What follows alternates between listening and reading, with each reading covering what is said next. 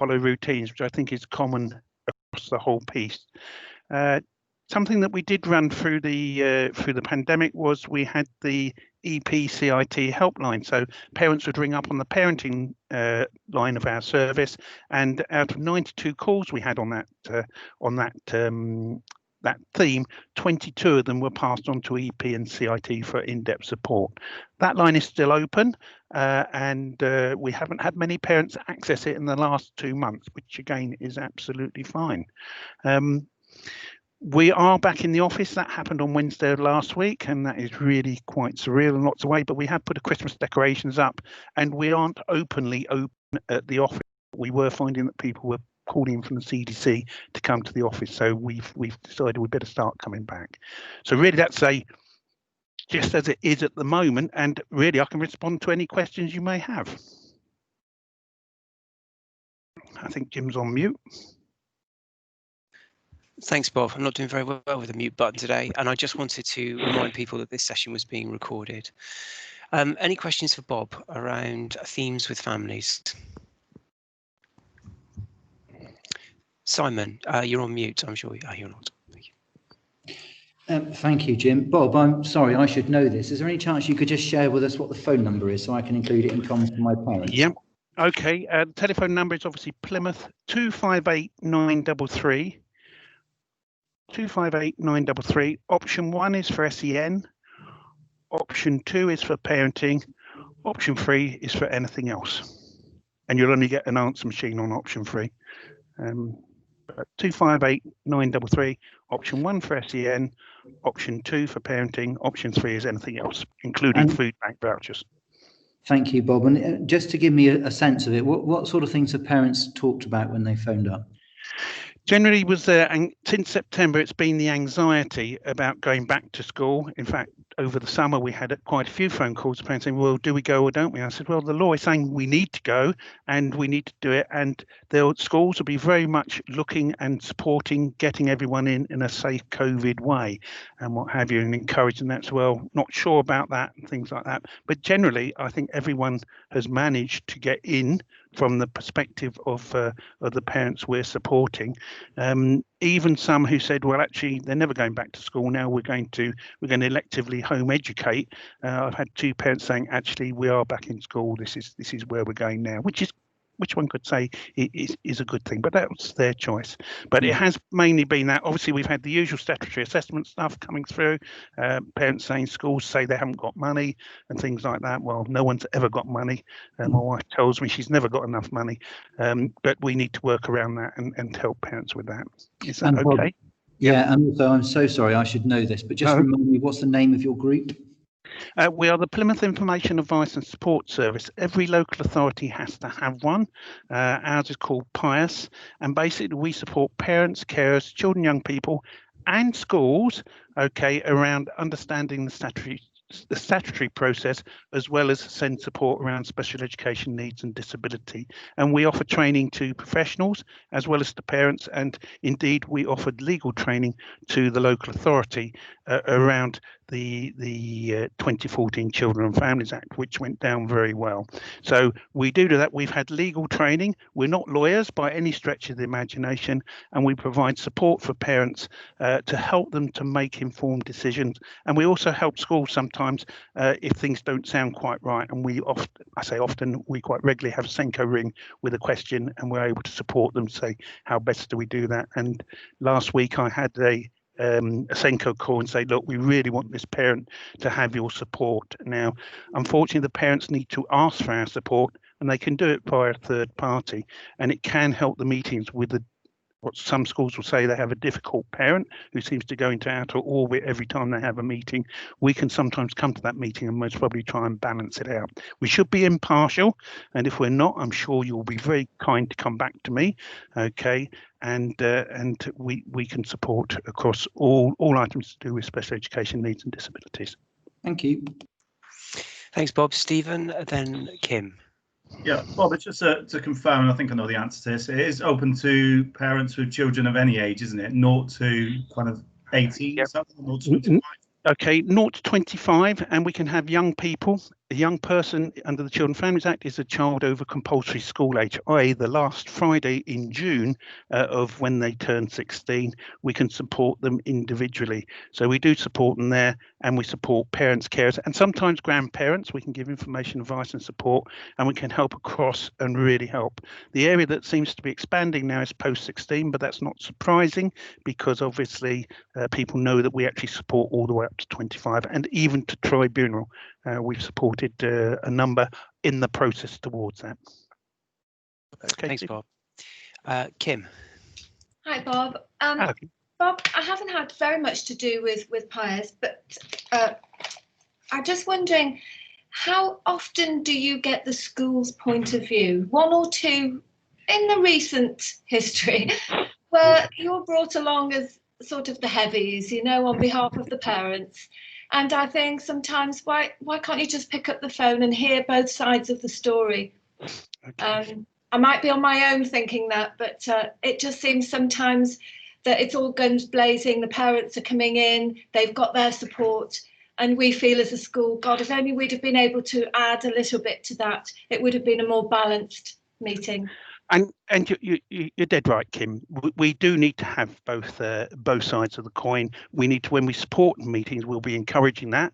And certainly, I'm the senior caseworker, and the caseworker picks something up. So, this is it. I say, so that is the parent side. Is that the school side? We need to go to a meeting because we're meant to be impartial. So get the balanced view to help parents to make an informed decision. Now, yes, it should not come across we're the heavies, because actually that's a negative model. But interesting enough, though, lots of things seem to happen slightly differently if we're coming along to meetings, and which I wish they wouldn't, but it often goes to a positive way. And we try desperately hard to try and get a balanced view. Okay, thank you. Bev. Bev, you're on mute. Bob, do you ever meet with the school on their own in the same way that you've met with the parents on their own before attending a joint meeting? No, we don't. Now, why is that? Very good question. One, we had a situation not so long ago where my colleague said, I'm going to go and talk to the school. I said, that's brilliant. Okay. What happened was he didn't tell the parent. Okay, so we're meant to be impartial and not taking sides. And my colleague had not briefed the parent about what they talked about, because, you know, which was a bit of a shame, because if they had it, we'd have actually had most probably a better outcome. And the parent said, sorry, we've lost faith in the service, because actually you're talking to the school behind our back. But we do try, and a number of schools, Senko's ring and say, Bob, what's the take on this? How can we move this forward? Because we want to move it forward. I want to get my case closed, so to speak. So we will talk with schools and try and work together. And if we know something's not quite right, or we think, shall we have a listen to that? You know, have a think about what we're doing. We certainly do talk with the schools. We have no problem talking with the schools whatsoever. Remember, we often look at it from the legal perspective, and unfortunately the law is black and white, and there's very little grey, which can be a problem. But we will try, yes, to listen to the school and to help parents understand where the school's coming from. Thanks, Bob. Kim. Sorry. Bob, I just want to give an example of where it could have been handled better. Yes, Recently, I did a fixed term exclusion, and I added the bit about the reintegration meeting, and obviously that's a little bit out of date, and I hadn't realised because I don't do this often. But the parent phoned me up and said, PIAS said you're breaking the law, you've given the wrong letter out, and it would have been so much easier if you'd have picked up the phone and said, just to give you the heads up, you've given the wrong letter. Then I could have got back to the parent and said, sorry, I've given the wrong copy, destroy that one, I'll give you another one. But it almost felt, you know, underhand. And I certainly get that, and I know the case in particular, and I came in to follow on with that, and I said, so why are we saying this? And exactly that, we should have said to school. But I must admit, your email was very quick coming back, saying yes, we will do another one and do that. But yes, we could easily have done that. I think when the email came in, we checked with the local authority and correct, and that's when the local authority then spoke to the school. Because we had to check to see if sometimes the local authority, Isabel and her team, might change something we're not aware of. and that was what the situation was. But it was an outdated letter, and all that happened with that, I passed that forward to the local authority to say, is this correct? Is this what we should be doing? And I think you responded very quickly, or Isabel, was it Isabel, or maybe the other person came back saying that the letter was wrong, and that's fortunate or unfortunate. It came to us via the parent, because the parents sent us the letter and we said, well, this doesn't look right. We pass it on to other people, as in the local authority. Sent to parent, it doesn't look right. It's just undermining, and it's upsetting. And you need to know that schools are under pressure, and sometimes we'll make mistakes. I mean, that is not a massive mistake, asking for a reintegration meeting. I can't understand why that line is taken out anyway. For goodness sake, you must always have some kind of reintegration meeting. Absolutely, and it's good practice reintegration meeting. In the guidance from 27, it is always said that it's good practice to have a reintegration meeting. I think that in the letter, I think there was a bit about there taking it to court if it goes to court and things like that, which was the main crunch of saying, actually, you can't pressurize a parent to attend a meeting because you're going to take them to court if they don't. No, it didn't say that. It said, sorry, I don't want to go back and forth, but it said that if it went to court, your willingness to attend a reintegration meeting would be taken into account. But yeah, it's an outdated letter. It was changed in 2016. I hadn't probably done very many. I just had that on my system. Yeah, no problem. And we will try not to do that. You're right. Just a quick phone call to say, and I'm sure you didn't mean it, but you've got the wrong letter. So I would have just picked up the parent and been proactive in that, rather than reactive to you telling the parent that I was breaking the law. And I'll take from here, I will speak to the caseworker and say, actually, we've got to be much more careful with this. In fact, we have supervision every 2 weeks. Don't we all wish we had supervision every 2 weeks? And that is something that I can bring to the attention of the team. They should be talking with head teachers. We're a team, as in all of us, working together, including parents, to get what's best for the children. Okay. Thanks, Bob. Beth. Thank you. Just a quick question. Does everybody have the access to the latest letter? Would it be useful if we sent it round to you? Because I know some of you don't do exclusions very often. Bev, I would say don't download any. Just always just go leave to the schoolroom. No, I was only going to give you the link. Yeah, that's my lesson now. Never download it, because it will be out of date before you know it. The schoolroom has got all the letters that are up to date. And if I can come back a bit on when we were doing some national training as IS service, because every local authority's got one of them, they said, why don't we share best practice? Well, best practice is good, but if you're sharing rubbish and it gets updated, then it's not best practice. And that's why I say should always be going to the source. DFE, for instance, for the information.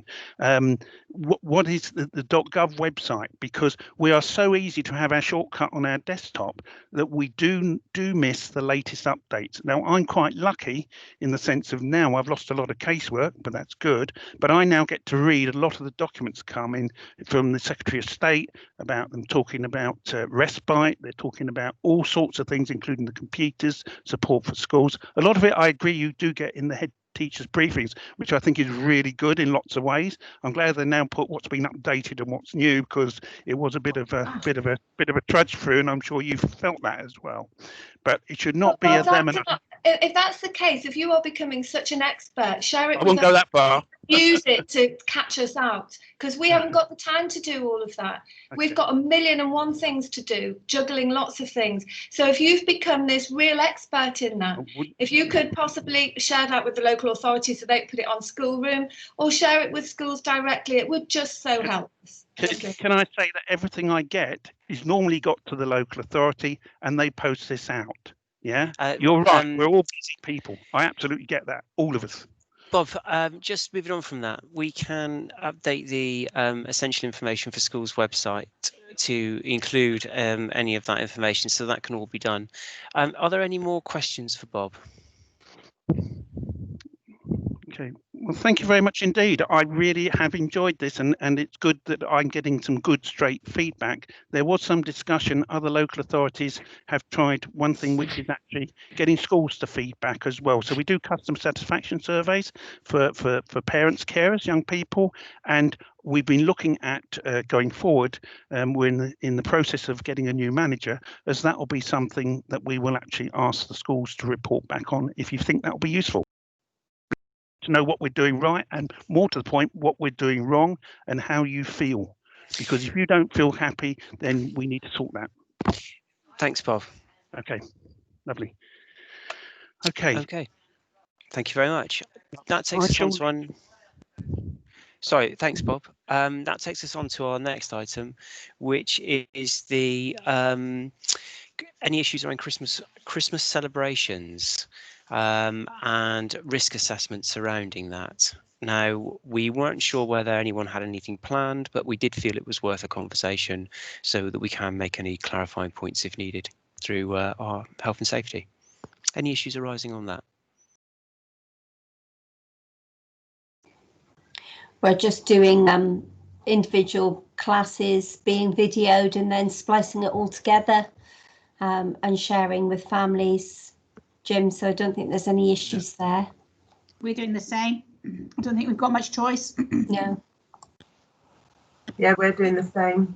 Quite interestingly, a side effect of this is that actually the children who have got special needs, who struggle quite a lot with all the rehearsals of Christmas productions, obviously haven't had that, and it's I've had parent meetings in the last week, and they've expressed their joy that their child hasn't been stressed by rehearsing for Christmas productions. So there is positive things that come from negative.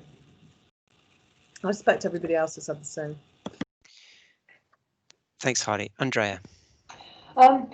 We're doing much the same basically, but one of the things that we did was we went out to our families with a survey to ask whether they were happy to have their children videoed, whether they're happy to have them shared, all of those sorts of things in place. And I've just got one thing to sort of add about our children in care, because most of our children in care, their parents know exactly where they are, and are part of those meetings, have a good awareness. For 2 of the 3 children in care, the permissions were given across the board that they could appear in videos. For 1 child, it was completely refused. I'd like to know why there is such a discrepancy. I understand that if a child is at risk of a parent knowing where they are, where their placement is, I completely understand that. But these are children, these are parents who know exactly where their child goes to school. And this child is, well, this particular child is the only child in the school who can't be in the production, can't be in the parties, can't have any of those things shared. It just seems a bit odd and a bit inconsistent. That's my thoughts. Thanks, Andrea, for raising that. Perhaps we could have a conversation after and just look into the details. I don't know if anybody else has come across that same issue, but Andrea, I can certainly pick that conversation up with you. Any other matters? Go back to Simon Mower on that one. Yeah, absolutely. And find out if it's policy or individual. Any other issues arising in the run up to Christmas? No. That then, in that case, just takes us on to any matters arising. Well, can I just give a couple of update in the sort of essence of what Bob has been saying? And I'm sure, Simon, you probably already picked it up, but the latest guidance for the summer exams came out on the 3rd of December. There's a few bits and pieces in there that will have an impact on people. And the other thing that has come to the fore, if you bear with me 1 second, I will pull it up. You will be receiving an urgent communication about the winter grant scheme. It will probably be today. If it's not today, it will be tomorrow, going to all head teachers, giving details about how it's going to work. So just briefly, if you have written into the email box, some people haven't had a response as quickly as they would have liked, and there's an apology in the letter coming from Mark, but just as in summary, the allocation is 1 voucher per child at a value of £30 for the 2-week Christmas break. For example, if a family has 4 children entitled to free school meals, the family receives 4 vouchers. Each code can be used once on the website called Hawk Select to redeem the vouchers. Now, we're conscious that a few parents may not have access to the internet, and schools may be able to process for parents going on to the Hawk Select website themselves. Details will come out in this letter. There will be, as you know, and I know, Kim, we've certainly spoken about it, a group of families who fall outside of the free school meal setup, sometimes because they've only just become eligible, and sometimes they just don't quite hit. Maybe they haven't been formally registered yet. Now, we are in a position where head teachers are able to identify those young people. If they feel they fall into a category, there is an email address to make contact with, and the important date, and it's a hard date, of Wednesday the 9th of December. Now, bear in mind we're at the 7th already. It's really important. That's a hard deadline, the 9th of December, if there are any families that you feel should be eligible for these winter grant vouchers. Okay, now we hope to get that letter out, as I said, this afternoon. It's literally come into my inbox at 12 o'clock. So the aim is it'll come out to you, but the hard deadline is the 9th for any families you feel that should be eligible. Stephen, you're on mute. Yeah, just to mute myself. And just to clarify that, where we feel there are families that would be eligible, is that our decision to make? We don't have to put the name forward to the local authority to make a decision on that. We decide as a setting. I believe it's your decision. It goes through to the email. More details than that I don't have. I will find out. I think it's your decision. So the letter specifically says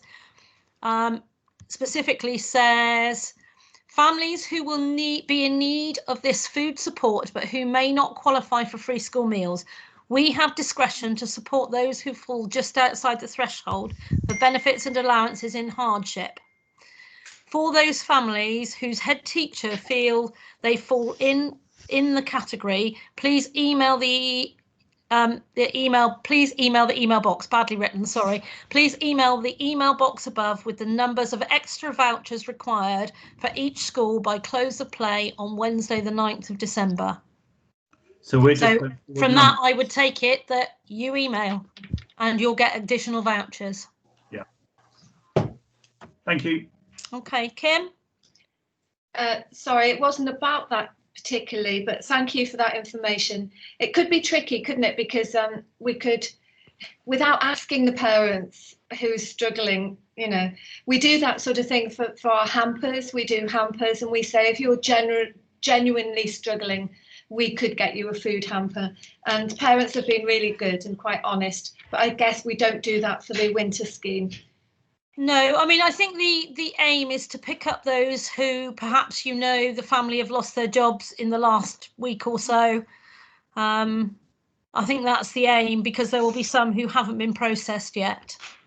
Okay. Go on. I just wanted to. Oh, sorry, Kim. What I was putting my hand up for was about the vaccination, and just wondering, you know, Russia have put teachers up there with medical staff. I'm just wondering if where we are in the pecking order to get the vaccines. I don't know an answer to that one. I'll find out if there's anything being said and come back to you. John? Just to answer that point actually first, it is something that we are, I mean, certainly they're not in there at the moment, but it's something that we are considering sort of doing some lobbying on, because particularly if there's if there's an opportunity to limit the disruption into next year by doing something like that, if there's good public health evidence to back it up, then it is something that we could consider doing some lobbying on. So happy to, if you send stuff through on that, happy to have a look at it. I know that the leader of the council has already asked me about it, would be keen to explore it. On the food support, just to say that actually this year at Christmas we're going to be in quite a fortunate place across the city in terms of the amount of support that's available beyond the winter scheme. So if you do miss that 9th of December deadline, just to let you know, there are other ways of supporting people this year. So send them in anyway, and we can direct that towards other community organisations that are providing support. We think that this year we'll be in a better position than previous years, actually, because there's so much activity in this space at the moment. Brilliant, thank you. Kathy? Hi, it's just to say yes, if the vaccinations could be followed up, that would be amazing, because juggling at the moment is really, really difficult, and I know it is for everybody, and bubbles shutting and all of that business. Whereas if staff were vaccinated, or the ones, you can't make them, but it would make life a lot easier. Lovely, thank you. Simon? Thank you. I wonder whether the city can do anything to help us out with how track and trace is working, because what seems to be happening, or certainly our experience, is that if the student tests positive, track and trace contact them, and then it's down, it's on the word of the child as to who they've been in contact with. And we had a case a couple of weeks ago where the child said that she had been in contact with the teacher because the teacher had helped her with an injury, but the injury was outside of the 48-hour prior to the test window, and clearly the NHS track and trace person hadn't been very clear with the student about the period of time that she needed to consider. And whilst our member of staff therefore shouldn't have been at close contact because of the 48-hour rule, we can do nothing about the communication that comes from the NHS, because that's fixed in law. And so we're faced with the position of a 13-year-old child being a bit confused because the NHS track and trace person hadn't been clear about the time, then keeping a teacher out for 2 weeks. And I wonder whether there's anything that the council could do in terms of lobbying the government to enable those people to have a bit more training, so they're asking the right questions at track and trace point. Thank you, Simon. We will see what we can do with that between us all. Heidi? You're on mute, Heidi. Just going back to the SATs for year 6, I can't quite follow the argument for why they're necessary and why we can't use teacher assessment. I know that what was being said is that secondary schools need them to be able to have a baseline, but our teacher assessments are, I don't know where. I would like to know whether or not secondary schools feel they've been in any way disadvantaged by not having them in September. And I just think it seems grossly unfair that you're going to have some cities around the country who've had children hardly in school or toing and froing, and then some cities where children have been going to school. Yes. It doesn't, and I can understand for GCSE and A levels, sort of, but what I can't understand is for primary school children. I don't think it's necessary, and I think it's not helpful. Thanks, Heidi. We'll take that on board when we have our conversation. Bev, can I come in on that? Yeah. Yeah, certainly, Lucinda. Yeah. So obviously there are going to be contentious views around the statutory assessment, but we all know that the Department for Education make the decision and the Standards and Testing Agency implement that decision. Just a point to consider, though, it will be useful for secondary schools to have a standardised assessment for next year, because however accurate teacher assessment is, external moderation shows that even when we have the teacher assessment framework and we moderate, there are always variances, but it will also be useful to have that city average as a benchmark. It'll be useful for you in setting targets for next year. It'll be useful for teachers planning and so on. So, it is going to be difficult this year, but there are also some positives to the statutory assessment. And it was nice to see that the DFE have taken out off the menu a lot of a lot of the assessment. So no teacher assessment in science to be reported, no multiplication check in year 4 and so on. So I just wanted to share that. Heidi? I take what you're saying, Lucinda, but the problem is we've got the added pressure now of teaching them exam technique alongside their ability. So change the spring term, because it would be unfair of schools not to prepare children to be able to understand how to sit the exams. And, you know, if you've got a school that has to send year 6 home for 2 weeks, they will be disadvantaged over schools that aren't. And that might mean that their results don't reflect the ability of the children. No, that's true. And that's why there won't be published league tables. So they won't publish, but they will be public, Lucinda. Yes, that's right, Kim. Yeah, that's so right. It's horses for courses. They will be public, and we'll be beaten up for them, you know, regardless. Yeah. Can I come to Simon, because Heidi's question was, are they useful to secondary schools? So Simon, can I come over to you on that one? SATs results in a normal year are really important to us because it's our baseline for judging value added progress, and the only thing that we're focusing on in school is value added. I agree with Lucinda that variation in centre is bigger than national variation, and that's something that we work on all the time with our heads of department in terms of making sure that assessments are done in the right way. This year, because we didn't have any SATs and we need to have something as a baseline, we ran cognitive ability tests because the 11+ scores for us and the SAT scores don't have a high degree of correlation. So, and we have no software to convert 11+ scores into a starting point for year 7. So we ran cognitive ability tests. And we did, as we're a member of Switzer, we've done this in conjunction with a number of other schools in the Teaching School Alliance so that we've got a base. And we use a package called 4Matrix, and those people had worked with the cognitive ability test team so that we can have some sort of baseline. So in answer to Heidi's question, Key Stage 2 SATs are crucial for us. If we don't have them, we will have to do something else. And I think Heidi's point about year 6 being out for a fortnight is really interesting because we're facing that with GCSE sub students and A-level students. And the government announced, of course, changes that they plan to put in place for GCSE and A-level next year. And I wonder whether we might hear in the coming weeks plans for something similar for Key Stage 2. Okay, thank you, Simon. Back to you, Jim. John, I can see your hand is raised.